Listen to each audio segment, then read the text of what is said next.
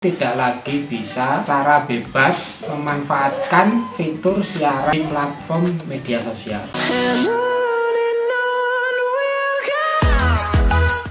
Oke, balik lagi di channel kita Sostis dengan aku Zar. Aku Bajai.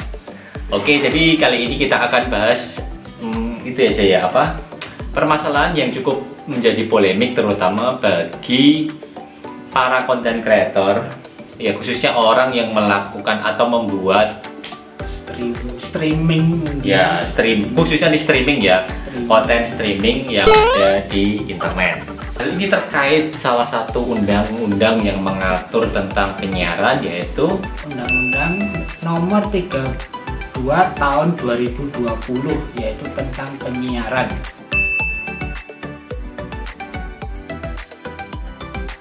Pemicunya yaitu antara lain adalah pelaporan dari dua stasiun TV, yaitu RCTI dan iNews TV, yang melayangkan gugatan atas Undang-Undang Penyiaran ke Mahkamah Konstitusi atau MK.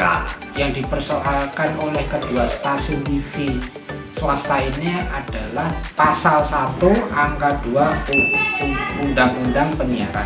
Nah, bunyi pasal 1 angka 2 ini yaitu sebagai berikut. Penyiaran adalah kegiatan pemancar luasan siaran melalui sarana pemancaran dan atau sarana transmisi di darat, di laut, atau di antariksa dengan menggunakan spektrum frekuensi radio melalui udara, kabel, dan atau media lainnya untuk dapat diterima secara serentak dan bersamaan oleh masyarakat dengan perangkat penerima siaran. Nah, pasal tersebut oleh pemohon dinilai ada perbedaan atau diskriminasi gitu ya antara penyelenggara konvensional yang menggunakan frekuensi radio dengan penyelenggara penyiaran yang menggunakan internet. Ya. Mungkin contohnya YouTube, Netflix, terus IG TV, IG Live gitu. Kalau yang konvensional kan TV,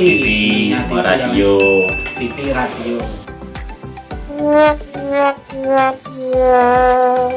Penggugat ini merasa bahwa dalam pasal ini itu ada diskriminasi. Kok sama-sama streamer atau sama-sama mereka menyajikan siaran, tapi kok yang satu itu diatur dengan undang-undang sedangkan yang lain tidak. Contoh konkretnya adalah misalkan kita mau bikin stasiun TV nih, kan tentunya itu perlu izin ya, perlu surat-surat yang harus dilengkapi, perlu izin tertentu hukum ya, dan harus berbadan hukum. Sedangkan kayak kita ini kayak akun-akun YouTube atau akun-akun IG ini untuk melakukan kegiatan streaming atau penyiaran itu tidak memerlukan izin atau badan hukum resmi. Jadi badan penyiaran konvensional ini atau seperti yang di TV ini harus tunduk pada pedoman perilaku penyiaran dan standar program penyiaran atau singkatannya yaitu P3SPS, dan adanya juga sanksi dari KPI atau Komisi Penyiaran Indonesia apabila ada konten dalam penyiaran mereka yang tidak sesuai dengan aturan.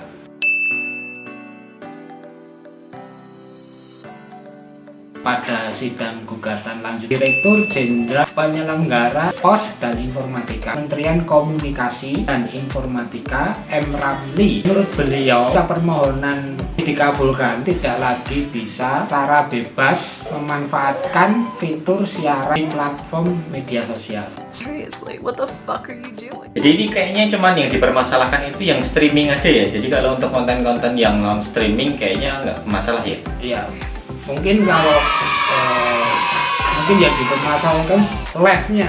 Ya, yang live ya, di stream kan ya, khusus Live, tapi ada tapinya nih. Nah, kalau yang dipermasalahkan live, kita contohnya lagi kangen sama orang tua, kita video call, itu kan termasuk live juga. ya. Apakah itu nanti memerlukan badan hukum untuk melakukan siaran tersebut? Oh. Karena tentunya cakupannya banyak juga ya, maksudnya live yang namanya satu live stream itu kan ada banyak cakupannya, bisa jadi ya siaran TV, bisa jadi seperti tadi video call, bisa jadi ya live di IG kan macam-macam ya case-nya ya.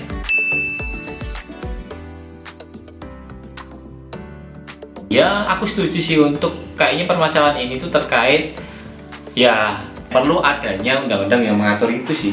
Udah kuncinya di situ aja sih. Kalau mungkin dibutuhkan mungkin nggak usah pakai undang-undang tentang yang disebutkan tadi, itu bisa mungkin yang diatur itu mungkin masalah bisnisnya aja gitu loh. Maksudnya yang diatur itu ditarikin pajak gitu loh. Itu kan lebih menguntungkan daripada kita ngawasin segitu banyaknya yang, soalnya kan ini internet. Tapi kan itu sebenarnya permasalahannya itu adalah ketika konten-kontennya itu tidak harus taat pada P3 SPS, karena yang harus taat pada P3 SPS itu adalah lembaga penyiaran konvensional yang ada di Indonesia.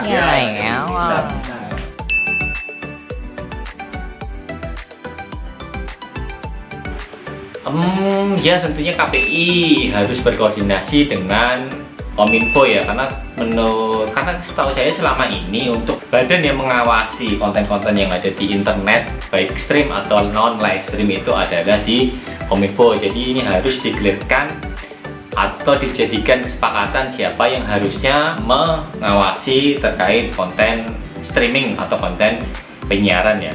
Jadi agar ya kedepannya itu jelas gitu loh, ketika ada nanti muncul permasalahan atau konten-konten yang tidak sesuai dengan, misalkan tidak sesuai dengan norma-norma yang ada di masyarakat atau memuat pornografi atau yang lain-lain, itu siapakah yang harus bertindak gitu loh. Kalau menurutku sih seperti itu.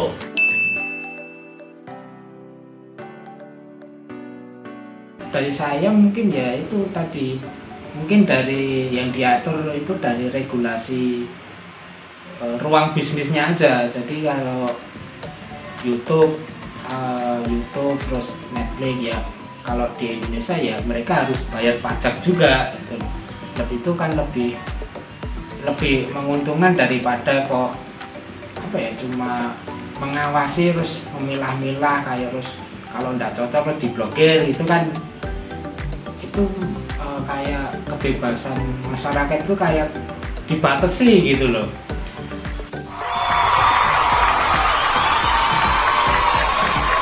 Nah kalau aku sih kurang ya mungkin kurang terlalu setuju ya, tapi karena menurutku adalah ya pembatasan atau seleksi pada konten-konten streaming itu diperlukan ya, selain tentunya pajak tentunya ya, karena itu sekarang sudah masuk ke ranah bisnis yang sepertinya cukup menghasilkan. Tapi ya kembali lagi, solusi yang ditawarkan adalah dengan membentuk salah satu, mungkin menambahkan undang-undang lagi yang mengatur terkait penyiaran terbarukan. Itu sih kalau menurutku solusinya itu aja, dikeluarkan saja aturan baru yang mengatur terkait itu.